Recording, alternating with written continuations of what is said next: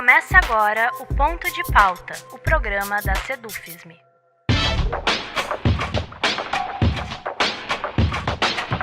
Em março de 2024, foi publicado o contundente relatório de quase 1.000 páginas chamado A Implementação da Lei nº 12.990, um cenário devastador de fraudes. No caso, as fraudes burlaram a reserva prevista na lei de 20% das vagas em concursos públicos federais para pessoas negras. O relatório trouxe dados da análise de cerca de 10.000 editais de 61 órgãos do governo federal e revelou que, de cada 1.000 candidatos negros que deveriam ter tomado posse, apenas 5 alcançaram esse direito. A pesquisa denuncia que pessoas negras têm sido preteridas na contratação para o serviço público. O relatório mencionado originou o livro A Mão Invisível do Racismo Institucional e a Sabotagem da Lei de Cotas Raciais, publicado em outubro deste ano. Para falar sobre como o racismo institucional se manifesta nas estruturas do Estado brasileiro e desafia a forma como as políticas de cotas vêm sendo executadas, convidamos uma das autoras do livro, a professora Ana Luísa Araújo de Oliveira. Ana Luísa é professora da Universidade Federal do Vale do São Francisco e coordena o Observatório de Políticas Afirmativas Raciais, o Pará, além de integrar o Comitê Executivo da Rede Brasileira de Mulheres Cientistas. Eu sou Bruna Honrich e o nosso ponto de pauta de hoje discute a política de cotas raciais no Serviço Público Federal.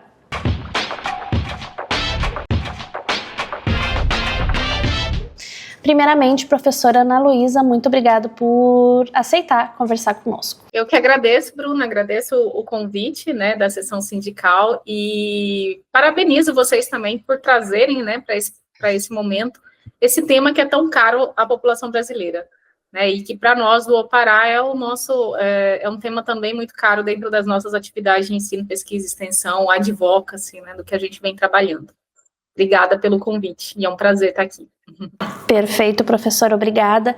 Então, para começar e situar a nossa audiência, a senhora pode nos explicar o que diz a Lei 12.990 e por que foi necessária uma lei para garantir maiores condições de igualdade no Serviço Público Federal? Tá certo, Bruna. A Lei 12.990, que entra em vigência dia 9 de junho de 2014, ela é uma reivindicação bastante antiga do movimento negro. Se a gente for pegar o histórico, o primeiro projeto de lei que é protocolado, olhando para as cotas no serviço público, ele é da década de 80, na época do Abdias Nascimento. E essa luta ela foi sendo acontecendo ao longo dos anos, por mais de uma década, por mais de décadas, e chega a Lei 12.990. Por que ela é importante? Vou começar por aí e depois o que diz a lei. Ela é importante porque naquele momento, em 2014, havia uma constatação, e está lá na fundamentação da lei, de que tinha na população brasileira mais de 50% da população negra, e o Serviço Público Federal não refletia esse percentual. A gente tinha cerca de 30% de pessoas negras no serviço público. Ou seja, por mais que o concurso público ele é pautado por princípios que na teoria trazem igualdade, o dado evidenciava que não havia uma igualdade de ocupações no serviço público por parte das pessoas negras. Então, era necessário produzir instrumentos que trouxesse equidade, e que realmente viesse a promover essa diversidade e inclusão das pessoas negras no mercado de trabalho que se trata do Serviço Público Federal.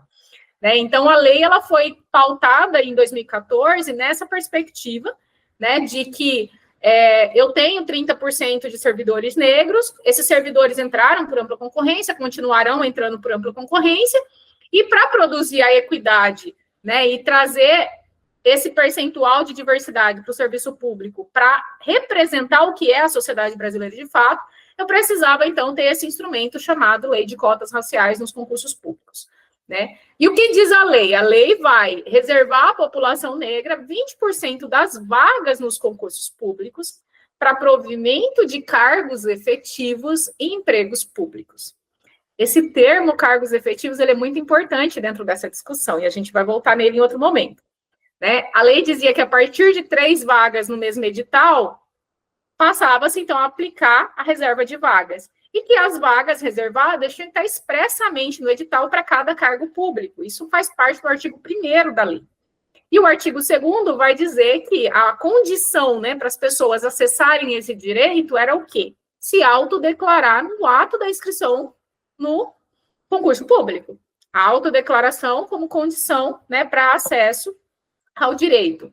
E aí, no artigo 3º, vai dizer que as pessoas negras, elas concorriam concomitantemente às vagas de ampla concorrência e à reserva de vagas. No caso de entrar pelas vagas de ampla concorrência, não seriam contabilizadas na reserva de vagas. Por quê? A gente tinha 30% de pessoas negras entrando por ampla concorrência historicamente. Então, a ideia era que as pessoas continuassem entrando pela ampla concorrência e, para criar equidade, essa segunda porta de entrada, que era a reserva de vagas, né? Então, a gente concorre à dupla porta de entradas, que a gente fala, ampla concorrência, reserva de vagas. Se entra na ampla concorrência, a vaga reservada vai para o próxima pessoa negra da lista. E se não tivesse o candidato negro, né, nomearia pessoas de ampla concorrência, ou seja, pessoas não negras. A lei entrou em vigência lá em junho de 2014, quando foi publicada no Diário Oficial, né, e tinha uma perspectiva de 10 anos, até 2024. Em 2024, estava tendo a discussão no Congresso Nacional, houve também, né, a partir dos resultados de pesquisa que foram publicados no relatório, né, a gente conseguiu uma ADI, uma ação direta de inconstitucionalidade no Supremo, que manteve a 12.990 vigente até que a nova lei fosse sancionada pelo presidente Lula, o que aconteceu em junho desse ano. Então, em junho, a lei foi substituída pela Lei 15.142, que traz também, né, o conceito do cargo efetivo, ampliou para 30% a reserva de vagas, incluiu indígenas e quilombolas. Ela tem um avanço nesse sentido, né, de ampliar o percentual e de incluir grupos historicamente vulnerabilizados, né, no processo histórico desse país. Eu acho que eu respondi suas perguntas, viu, Bruna? Acho. Com certeza, prof. Então, sobre essa lei, né, nasceu o relatório A Implementação da Lei número 12.990, um cenário devastador de fraudes. O que esse estudo revela? Então, a lei, ela trata dos cargos efetivos, né? Então, lá em 2014, quando ela foi criada, os cargos efetivos, que pela legislação brasileira, cargo efetivo é criado por lei. Então, cada cargo, como o nosso professor do Magistério Superior, tem uma lei que criou esse cargo, que no nosso caso, a Lei 12.772 de 2012. Todos os demais cargos, né, da carreira TAI, carreira de pesquisador, né, de saúde, todos eles têm leis que criam. O relatório, ele parte, né, ele inicia a partir da constatação, em 2020, de que a Universidade Federal do Vale do São Francisco não implementava as ações afirmativas, todos os seus dispositivos nos seus concursos públicos. Né? Então, a nossa pesquisa, ela nasce dessa constatação de que a Univasf não aplicava a lei. Ora, em 2020, a gente ainda não tinha o Opará constituído. Nós passamos a existir, né, na plataforma do CNPq enquanto um grupo formalmente constituído em março de 2024. Mas já tinham pessoas aqui dentro, e é importantíssimo citar, né, o professor Edmilson Santos dos Santos, que lá em 2020 inicia a pesquisa, né, e tem essa constatação de que a universidade não aplicava a lei. Esse debate foi por Conselho Universitário, pautado, né, pelo Colegiado de Educação Física, que é o colegiado onde o professor Edmilson é vinculado, e é interessante que essa história está contada no livro, viu? A nossa seção 1 do livro traz essa história de como que a Univasf, né, reagiu quando trouxe a constatação de que a lei não estava sendo aplicada. E aí o professor Edmilson, naquele momento, contabilizou 44 vagas, né, que deveriam ter sido preenchidas por pessoas negras e que não foram, porque a universidade não aplicava, apesar de citar a lei nos seus editais, né, promovia um dos mecanismos de burla que acabava não reservando a vaga.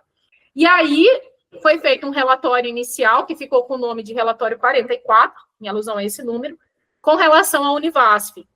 Posteriormente, em 2022, a Univasf realiza seu primeiro concurso público assegurando as vagas reservadas, e eu sou a primeira docente negra nomeada por cotas raciais dentro da Univasf. Né? Então, a partir dessa inquietação de ver que a nossa instituição não estava implementando a lei, e aí o professor Edmilson começa também a olhar para outras instituições e constatar que não era uma singularidade da Univasf, mas que era um processo sistêmico, né, no país, em torno de as instituições, de modo geral, estavam citando a lei nos seus editais, mas não faziam a reserva de vaga. E aí é importante, né, e o relatório vai trazer isso. Ele vai trazer a superfície, a partir da análise, né, de cerca de 10 mil editais, como que as instituições burlaram a lei de cotas, né? E aí a palavra fraude parece forte, mas olha só, a lei ela é de 2014. Em 2015, a Secretaria de Promoção da Igualdade Racial, vinculada à Presidência da República, elaborou uma nota publicada que ficou com o número de nota técnica 43 de 2015, onde já falava da ilegalidade do fracionamento de vagas, né, em 2015. Em 2017, o Supremo, na ADC 41, que julgou a constitucionalidade da Lei 12.990, no voto do ministro Barroso, ele já falava em uma sessão sobre o controle de fraudes. E ali ele falava de 2 mecanismos. Um que poderia ser do candidato branco, né, não negro, que tentasse se passar por um beneficiário da lei e que buscasse acessar uma vaga reservada, que seria a fraude pelo candidato, ou ainda a fraude pela própria administração pública, onde ele fala que a lei poderia ser fraudada pela própria administração pública, e ele usa esse termo fraude, que poderia constituir mecanismos, né, que viessem a reduzir o alcance da lei, ou mesmo impedir, né, que ela alcançasse os seus objetivos. Então, em 2017, o ministro já trouxe isso, e no voto dele, ele fala sobre evitar os fracionamentos de vagas do cargo por especialidade, em 2017. Em 2021, o governo federal publica o primeiro relatório de avaliação da Lei 12.990, né, que traz uma constatação de que na carreira de professor do magistério superior, essa carreira, né, das universidades federais de professor, a eficácia da lei era de 0,53%. Ou seja, de cada 1.000, o dado que você trouxe, de cada 1.000, só 5 chegaram a alcançar as vagas. Então, todos esses documentos, eles já estavam constituídos e publicados, né? E aí, o professor Edmilson, enquanto um bom pesquisador e que trabalha muito com evidências, né, ele começa a olhar para os editais da Univasf, para os editais de outras instituições e começa a constatar o porquê que esse 0,53 se explica. E aí, o relatório, ele vai ser uma pesquisa descritiva, em que a gente passa a analisar os editais de outras instituições ao longo de 8 anos, de junho de 14 até dezembro de 2022, e como essas instituições foram reproduzindo, né, o que o Barroso tinha falado das fraudes pela administração pública. Só que o que mais, durante o percurso, nos causou até um certo... para o pesquisador, uma descoberta, né? É que esses mecanismos, eles variavam de uma instituição para outra. E aí foi onde vem, né, a tipologia dos mecanismos de burla. Que aí a gente foi buscando agrupar os mecanismos de burlas que eram semelhantes, né? E constituiu-se 6 mecanismos de burla dentro desse processo. Um dos que foi reproduzido, inclusive, na Univasf, que foi um dos mais reproduzidos e que já estava nos documentos publicados naquele momento, que era o fracionamento do cargo por especialidades, né, de você ter um número de vagas, como do cargo criado por lei, o professor do magistério superior, só que na hora de aplicar a reserva de vagas, a instituição, ela remetia o parâmetro da especialidade e não do cargo. E a lei fala de provimento de cargo efetivo. As ações afirmativas de concurso público falam de provimento de cargos efetivos, né? Só que aí as instituições, na hora de aplicar a reserva de vagas, aplicavam em torno do número de vagas por especialidades. Como as nossas instituições, né, geralmente abre uma vaga, 2 vagas para cada especialidade, o que acontecia? A gente nunca tinha reserva de vagas. E foi isso que a Univasf fez, e foi isso que diversas instituições no país fizeram, né, e que está descrito no relatório, e que para o livro a gente ampliou, né, a análise para os 10 anos da lei, a primeira década da Lei 12.990. Muito obrigada, professora. Então, assim, A senhora chegou a comentar ali, né, que no livro tem a descrição de como a Univasp se manifestou quando soube, né, que não, né, quando foi, enfim, informado que isso não, que a lei não estava sendo aplicada. De forma geral, como é que as instituições federais têm reagido a esse relatório e, né, e aos apontamentos do livro? Então, algumas instituições, logo depois que nós publicamos, passaram a nos procurar para buscar compreender e produzir mudanças, né? Teve instituições que logo na sequência, assim, foi coisa de uma semana, começou a nos procurar para produzir mudança dentro dos seus editais.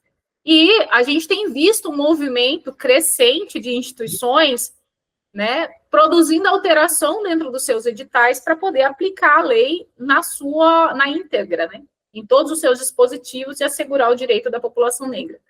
Mas, para além disso também, né, os órgãos de controle, como o Ministério Público Federal, o Tribunal de Contas da União está fazendo auditoria da lei, né, da vigência dela.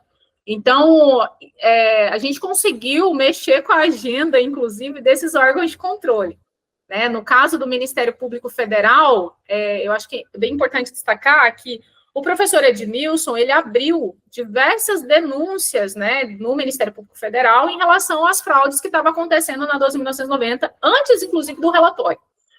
Em uma universidade, chegou-se a abrir uma ação civil pública, né, que foi a Universidade Federal de Sergipe. E lá a universidade está fazendo reparação das vagas a partir dessa ação civil pública. E essa ação civil pública, ela desencadeou também, né, a Procuradoria Federal de Direito Cidadão, a partir dessa experiência que teve,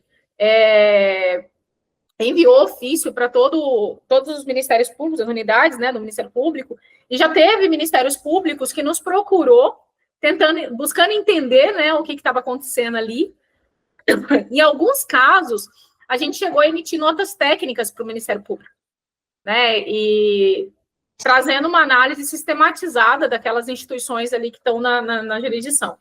E aí, o ANDI, Sindicato Nacional, também, né, tem buscado discutir muito, inclusive a gente está com a campanha Sou Docente Antirracista, né, e eu tenho sido convidada para... Hoje mesmo eu recebi um convite para ir para um dos seminários do ANDI, para Campinas, né, no começo de dezembro, justamente porque a gente está conseguindo colocar essa discussão na mesa, sabe? E mostrar com evidências o que está acontecendo e por que não está tendo as contratações de pessoas negras.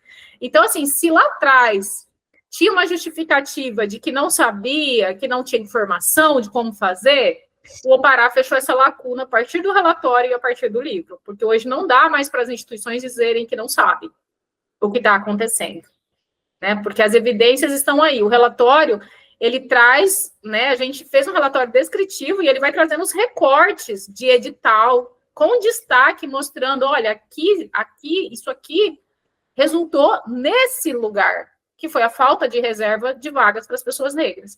E o livro também vai trazer essas evidências, né? Então, o que a gente tem visto é um movimento crescente de instituições buscando corrigir esse percurso, né? E realmente mais atentas ao que nós chamamos de mão invisível do racismo institucional, que para nós é o conceito que melhor explica o que está acontecendo.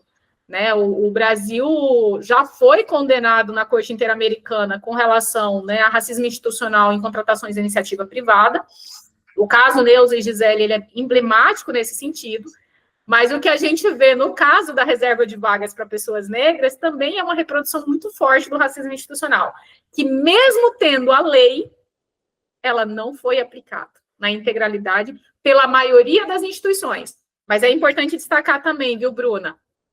Tem instituições, e a Universidade Federal de Santa Maria é uma delas, que desde o primeiro edital de concurso público aplicou a lei corretamente. Né? Então, assim, é importante destacar, e algo que as instituições do Rio Grande do Sul, né, quando a gente divide as instituições por estado, fazendo análise por estado, por região, o Rio Grande do Sul é o estado que a gente encontra o maior número de instituições aplicando a lei em todos os seus dispositivos, sabe? Então, é algo que eu estudei no Rio Grande do Sul e eu tenho muito orgulho de falar que eu vim de uma universidade, né, que aplica a lei, que é a URGS. Então, e hoje eu estou numa universidade que também aplica a lei, a Universidade Federal do Vale de São Francisco, né? Então, eu acho que é isso. Num curto prazo, a gente espera que todas as instituições, né, sigam esse caminho de aplicar a lei na íntegra, né? Prof, agora eu quero saber um pouco mais sobre o OPARÁ, o Observatório das Políticas Afirmativas Raciais, né, coordenado pela senhora. Qual tem sido, né, o papel do observatório nesse contexto das lutas para garantir a efetividade, né, das políticas afirmativas? Então, o Opará é o nome ancestral do Rio São Francisco.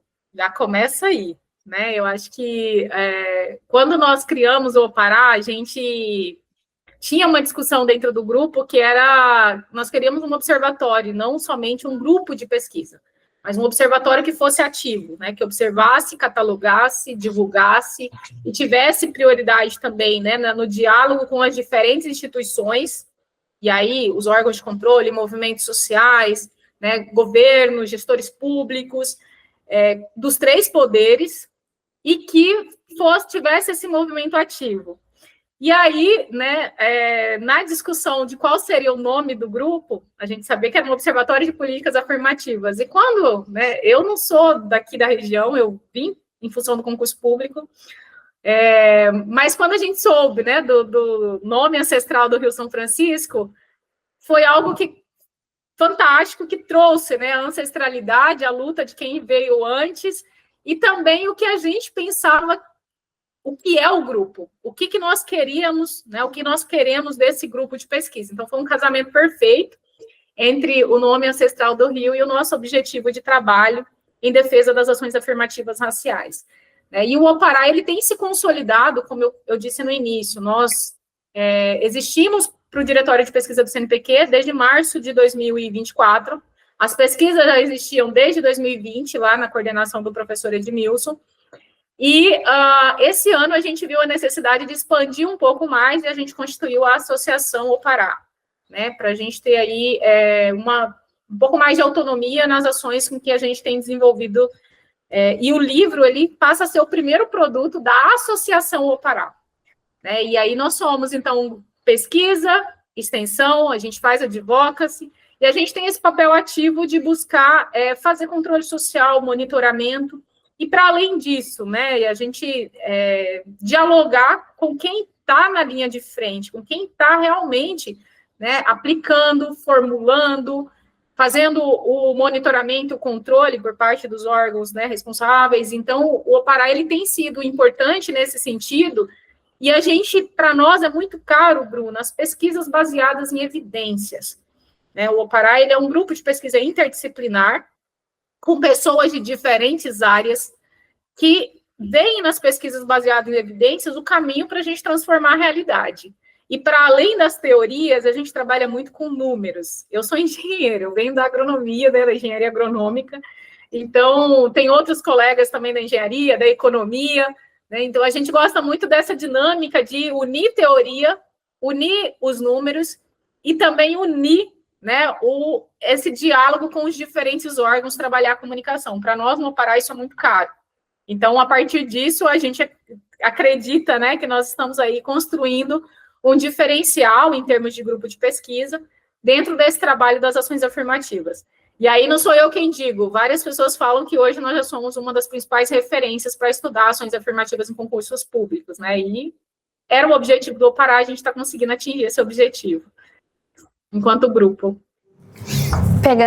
Fazendo um link aqui com o que a senhora comentou, aproveito para perguntar que importância, né? Qual que é a importância de, assim como o Pará, de iniciativas como a do Pará serem replicadas em outras universidades, né, brasileiras, e a pauta racial, e mais especificamente, né, com relação à aplicação da lei de cota no serviço público, ser abraçada pelo movimento sindical, né? Qual é a importância, assim, de universidade e sindicato defenderem essa pauta?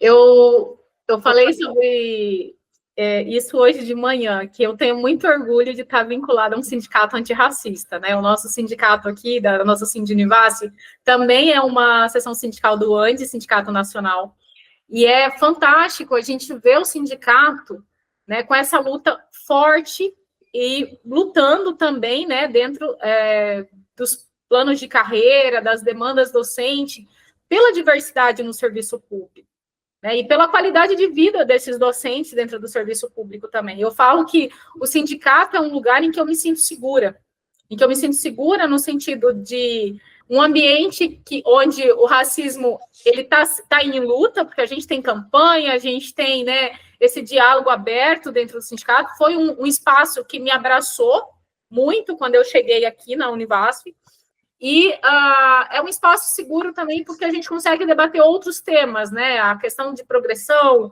a carreira, o combate ao assédio. Então, são pautas que, para nós, para o grupo de pesquisa é uma prioridade, e para o movimento sindical também é uma prioridade. Então, eu vejo que são dois ambientes que, enquanto docente negra agora falando, né, enquanto coordenadora de grupo de pesquisa, dois ambientes que são fantásticos para a gente estar. E é muito bom ver o sindicato nessa luta, porque o sindicato, né, ele está em todas as instituições.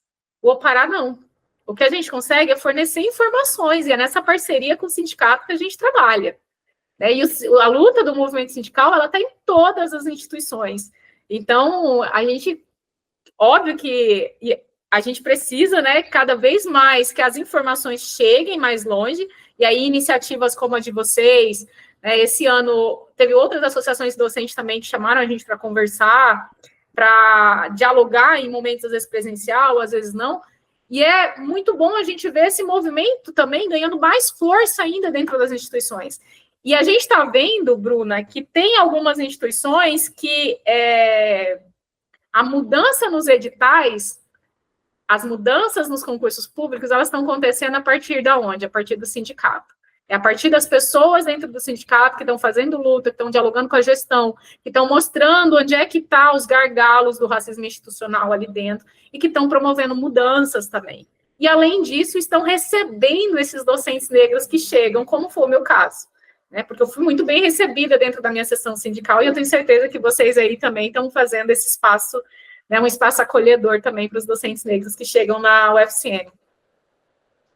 Perfeito, prof. A senhora comentou que foi a primeira docente negra nomeada pela Lei de Cotas no Serviço Público na Universidade do Vale do São Francisco, né? Então, assim, eu lhe pergunto, como a senhora avalia o ambiente universitário para professores e professoras negros? Há algum desafio maior? Na verdade, desafios a gente sabe que existem, né? Mas a senhora pode falar um pouco mais sobre como é ser um professor negro cotista dentro da universidade pública? Então, nós, pessoas negras, a gente teve acesso ao ensino mais tarde, né? Foi por muitos anos, inclusive a legislação brasileira, ela negou o acesso à educação para pessoas negras. Então, a gente vem de famílias que nós não tivemos outros professores, muitas vezes, na mesma família. Minha mãe é agricultora, meu pai é agricultor. Então, esse espaço da docência é um espaço também que eu estou descobrindo ele, né? Esse espaço da academia, da universidade, é um espaço que eu estou descobrindo ele. Então, ele é desafiador? Muito. Muito desafiador. Para todo cientista brasileiro, a gente tem, né, que lutar por orçamento nas nossas universidades, que lutar por condições de trabalho, mas para nós, docentes negros, parece que ele se torna ainda mais desafiador. Parece não, isso é uma constatação. Vou te dar um exemplo. Quando nós entramos no concurso público, por cotas raciais, a nossa nota de currículo geralmente é um pouquinho mais baixa, né? Muitas pessoas negras trabalharam, estudaram, como foi o meu caso, por exemplo, na época do doutorado. Então, a nossa produção acadêmica, ela é um pouco mais baixa do que outras pessoas que já estão na universidade, inclusive, há décadas. E quando a gente vai para os editais, seja os editais internos das instituições, seja os editais externos, a famosa, né, e a régua de avaliação é a meritocracia, é a produção acadêmica. Então, para nós, docentes negros, negros e negras, acaba ficando um desafio a mais aí para poder acessar esses currículos. Então, hoje, uma das pautas do Opará, e a gente tem feito pesquisa nessa linha, é de buscar entender como é que os editais de financiamento também estão excluindo a população negra quando não estabelece regramento de equidade ali dentro. Né? Então, assim, esse é um desafio que a gente tem pela frente, um desafio enorme. Além disso, não basta ter a lei, é preciso aplicar. E não basta aplicar, é preciso dar condições de permanência. As nossas universidades, elas refletem o que está na sociedade. E a sociedade brasileira diz, né, as pesquisas mostram, né, que a sociedade assume que há racismo. Ninguém se diz que é racista, mas que há racismo na população brasileira, na sociedade existe. E esse racismo também reflete dentro das instituições. Então, a gente também passa por situações dentro das instituições, muitas vezes, que é racismo explícito. Vou te dar um exemplo. Eu tenho uma colega que ela é uma mulher preta retinta. Ela já chegou em prédio da universidade de as pessoas perguntarem quando que a professora ia chegar. De não reconhecê-la enquanto docente dentro daquele espaço. Né? Então, assim, a gente vive desafios dentro desse espaço que é majoritariamente branco. Em alguns cursos, além de ser majoritariamente branco, ele também é majoritariamente masculino, né? Alguns cursos... Eu venho da agronomia, então a agronomia, né, historicamente, ainda não conseguiu romper aí com a diversidade em questões de gênero também. Mas o fato é que a gente acaba vivenciando, e aos nossos olhos, né, de uma forma muito atenta, o quanto é desafiador esse espaço e o quanto que nós ainda precisamos avançar. Mas é importante destacar, eu vou destacar duas coisas que são muito positivas, viu, Bruna? Também, para não trazer também só os aspectos negativos. Mas olha só, nós tivemos a lei de cotas da graduação. Então, entre os estudantes, nós já temos uma diversidade muito grande. Né? A universidade mudou nos últimos anos. E é muito bacana quando os alunos chegam em sala de aula e encontram também professores negros. Sabe, assim, é fantástico quando eu paro para conversar com estudantes, que tem estudantes que falam que não tinham visto professora negra ainda. Tem estudante que fala isso no século XXI, gente. Sabe, que assim, nossa, professora universitária negra, é possível, sabe? Ou às vezes, quando a gente vivencia em sala de aula questões de racismo entre estudantes, a gente vê isso. Né? E que nós, professores e professoras negras, a gente muitas vezes para uma aula para poder conversar sobre o tema também. E aí, isso, se a gente quer produzir uma sociedade de fato antirracista, é nesses espaços de formação que a gente precisa estar muito fortemente ancorados também, né? E essa formação, ela passa pela sala de aula, pelo corredor da universidade, pela presença de pessoas negras dentro desses espaços, e é muito gratificante quando a gente vê, né, a reação que os estudantes têm quando veem professores negros. Eu tenho alunos que às vezes vão na minha sala só para conversar, que chegam lá e querem conversar, sabe? Eu brinco que eu já encaminhei aluno até para psicólogo na universidade, porque, assim, às vezes o que eles querem é o acolhimento, e eles veem nas nossas lutas, né, muita identidade também. Então, eles se sentem à vontade, inclusive, para falar de determinadas coisas, que aí eu encaminho para os setores competentes para buscar, né, a gente conseguir sanar ali determinadas situações. Então, a presença de pessoas negras dentro desse espaço, enquanto docentes, enquanto técnico, faz a diferença, faz muita diferença. Né? E uma outra questão que eu acho que é importante também destacar, e aí voltando às questões do sindicato. Enquanto docente negra, é muito bom para a gente ter um espaço que acolhe. E esse espaço que acolhe, para mim, foi o sindicato na universidade, da minha experiência. Né? Eu, quando chego na universidade, aí vai ser um outro livro sobre a minha história especificamente, mas quando eu chego na Univasf, eu passo a ter, vivenciar o racismo institucional de uma forma cristalina na minha frente, comigo. Sabe? E o sindicato foi esse lugar que me acolheu, foi esse lugar que me deu proteção, né, afeto, e de entender que a carreira docente de uma pessoa negra, de uma mulher negra na universidade, tinha seus desafios, e que esses desafios precisavam ser enfrentados de uma forma bastante séria ali dentro. Então, esse espaço também do sindicato é algo que, enquanto docente negra, eu recomendo para todo mundo que chega na universidade por cota. Já filiou ao sindicato? Não, não filiei. Vá filiar ao sindicato. Está perdendo tempo. Né? Porque o sindicato é esse espaço que acolhe. Lógico, a gente tem os desafios dentro da universidade? Tem. Só que dentro da universidade a gente precisa construir esses quilombos. E o sindicato eu vejo como um espaço em que a gente se encontra e encontra os nossos, na luta também. Os grupos de pesquisa, igual a gente no Opará, também se constituiu ali o nosso grupo. Né? Então, isso é algo que eu considero muito gratificante. E esse retorno que vem dos alunos também, sabe, eu acho que é fantástico. Eu já tive aluna, eu tive uma situação, para concluir mesmo, assim, de aluna vira para mim e falar, professora, eu vou desistir do curso. E aí começa a conversar, encaminhei ela para outras instâncias, e eu sei que essa aluna já está no 4º período na universidade, sabe? Então, assim, porque tinham questões de identidade mesmo, entre duas mulheres negras conversando, que não tem em outro lugar, em outro espaço. E ela sentiu confiança de trazer isso para mim, enquanto docente.